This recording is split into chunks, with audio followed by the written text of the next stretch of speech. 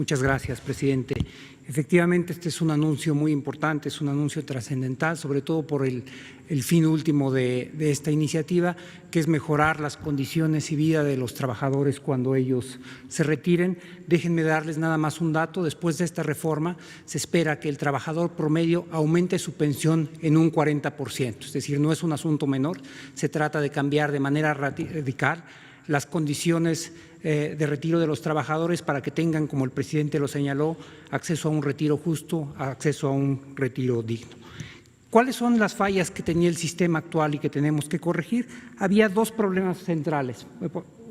El primero es el ahorro y las aportaciones que se estaban dando no eran suficientes, lo cual hacía que sobre todo para ciertos niveles de ingresos la pensión resultara mínima. Por ejemplo, para un trabajador hasta con 40 salarios mínimos, al momento de que se retirara, hoy recibiría únicamente el equivalente al 30% de su salario, es decir, las condiciones de vida cambiarían drásticamente en el momento que está trabajando al momento que está retirando.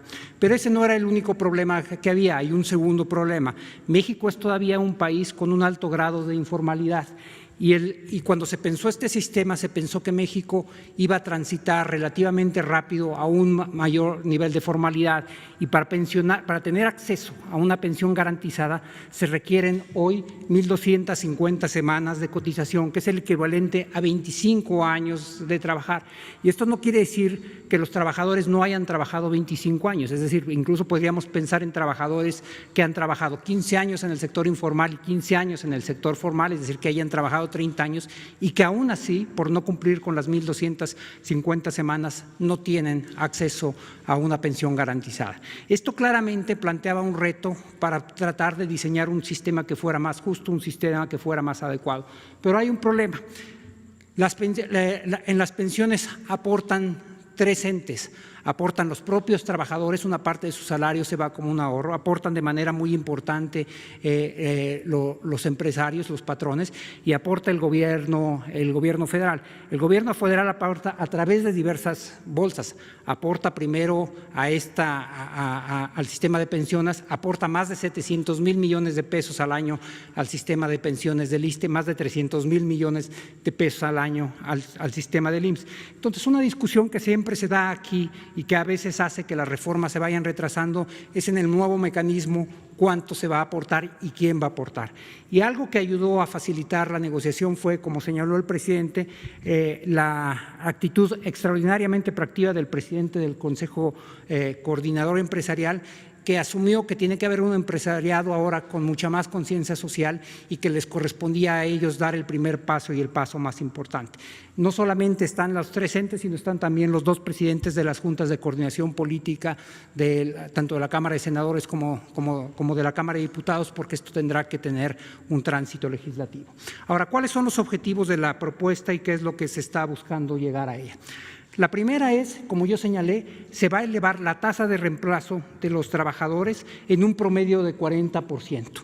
Y los trabajadores que menos recibían, que eran los que tenían hasta 5 salarios mínimos, van a aumentar de un 31% a un 54% su tasa de reemplazo. Es decir, va a aumentar más o menos en un 70% lo que ellos estaban recibiendo.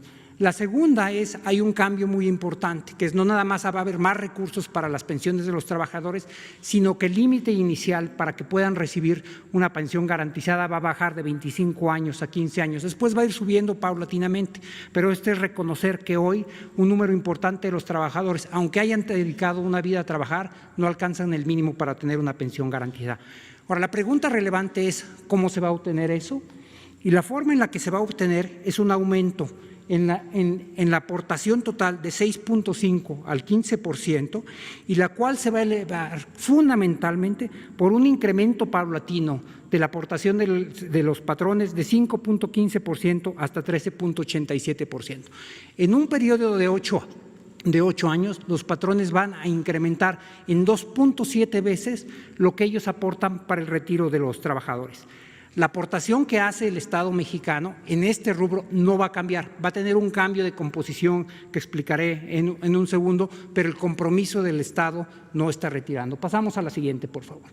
Entonces, ¿cómo está el sistema actual y cómo será el sistema nuevo? Como pueden ver, hay tres partes que componen la aportación actual. La parte marrón es lo que ponen los trabajadores y esa en la barra de la derecha verán no va a cambiar, es decir, está cambiando el monto total de recursos para que los trabajadores tengan acceso a una pensión, pero no va a ser a costa de que tengan que ahorrar más los trabajadores y por lo tanto tengan que disminuir su ingreso disponible. El gobierno hoy hace una aportación que va en dos partes. La parte moradita es la parte de lo que se llama la cuota social y tenemos una pequeña contribución ahí del punto 225 directamente a las pensiones. La vamos a recomponer, el monto va a ser idéntico, pero va a ir fundamentalmente a los trabajadores que tienen hasta 4 salarios mínimos. Y hay dos ideas detrás de esto. La primera es que hay que proteger a los trabajadores que ganan menos, pero la segunda es que hasta 5 salarios mínimos está el 80% de los trabajadores en México. Entonces va a ir dirigido a los que menos tienen y a los que conforman la mayoría. Pero como pueden ver, la parte que incrementa mayormente es la parte de las aportaciones de los patrones. Ahora, ¿en qué se va a traducir esto en concreto? Pasamos a la siguiente, por favor. Lo que van a ver aquí son dos tablas. Pasamos a la siguiente. Lo que van a ver son dos tablas. La tabla de arriba lo que tiene es actualmente para cada uno de los niveles de unidades de medidas de actualización, lo que se llamaban antes salarios mínimos, ahora difieren ligeramente, cuánto recibe cada trabajador.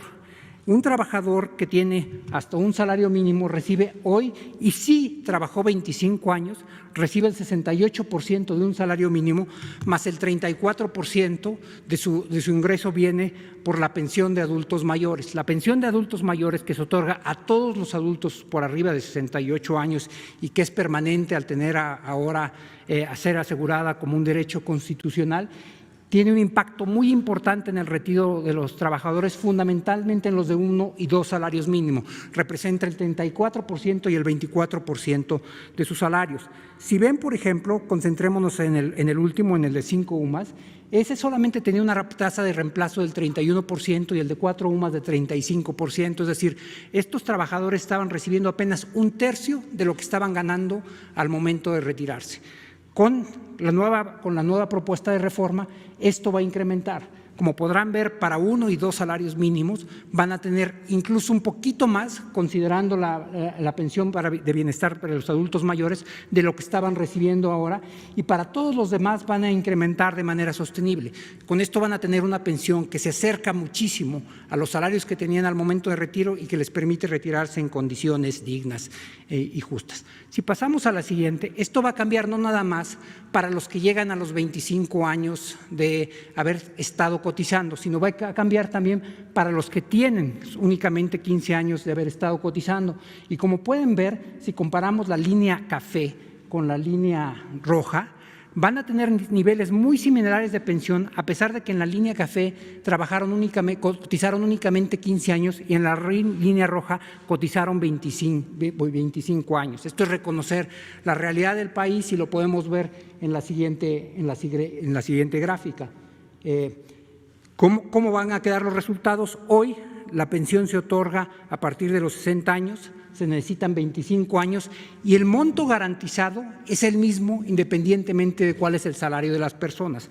A partir de esta reforma pasarán dos cosas: no se afectan los derechos de los trabajadores, por eso la edad mínima para recibir la pensión siguen siendo 60 años, pero se necesitan únicamente 15 años de cotización y el monto de la pensión será del monto ahorrado y de las semanas que hayan salido. Y hay una población mucho mayor que beneficiada. Y este gráfico lo resume de manera muy importante. Al día de hoy, con el estatus vigente, solamente el 34% de los trabajadores alcanza a tener una pensión garantizada. Es decir, los trabajadores que alcanzan una pensión tienen una pensión bajita, que en algunos casos es el 30% de lo que estaban recibiendo, y solamente 1/3 de los trabajadores la recibe. Con la propuesta que estamos realizando, alrededor del 82% de la población va a tener acceso a una pensión garantizada. Este Es un paso más muy, muy importante, como dijo el presidente, muy, muy importante en la construcción de un sistema para una vida justa para los adultos mayores. Y no es el único que hemos dado. Probablemente el más relevante fue la reforma al artículo 4 constitucional, a partir del cual los adultos mayores tienen derecho a recibir una pensión para apoyar sus gastos básicos de manutención en la vejez, y al ser un derecho constitucional, está garantizado, y el monto que se van a recibir no puede ser menor al del año anterior. Como vieron, para los trabajadores que están en los 2 primeros niveles de salario representa cuando menos el 25% de todos sus ingresos. La segunda reforma es esta que estamos planteando hoy, pero además se compone con otras iniciativas que ya hemos venido presentando a lo largo de los años, a lo largo de este último año y medio. En enero del 2019, en este mismo foro, anunciamos junto con la AMAFORE, la organización de las AFORES y el presidente de la República, el compromiso de las AFORES para llevar a sus comisiones a los estándares internacionales. Cuando nosotros llegamos a esta administración, la comisión era por arriba del 1%, que era relativamente alta para los estándares internacionales. Para el año 2019 logramos que bajara a menos del 1%. Ahora para el 2020 fue un cambio radical, la caída fue más que la acumulada en los últimos 3 años, está en 0.92%, pero ahora el total de las AFORES cobran una comisión por abajo del 1%. La Comisión para Estándares Internacionales está en alrededor del 0.7, y lo que vamos a buscar también a través de esta reforma es la obligación y el compromiso de converger de manera inmediata a los estándares internacionales. Y finalmente había otra reforma que nosotros habíamos planteado, que enviamos al Congreso hace ya algunos meses. Fue aprobada una versión de ellas en la Cámara de Diputados, fue a la Cámara de Senadores, hicieron alguna modificación y está ya para su revisión final en la Cámara de Diputados, y es la que va a permitir cambiar el régimen de inversión de las AFORES. Y lo que esto quiere decir es que los ahorros que están para el retiro de los trabajadores puedan invertirse en activos que les den un rendimiento mayor. Tanto el punto 3 como el punto 4 lo que están buscando es que los rendimientos de las AFORES aumenten, pero vayan a dar a los trabajadores, que no se queden necesariamente en las administradoras. Y esto suma a los acuerdos iniciales, donde se está buscando mejorar el nivel de vida de los mexicanos en su etapa de adultos mayores. Gracias, presidente.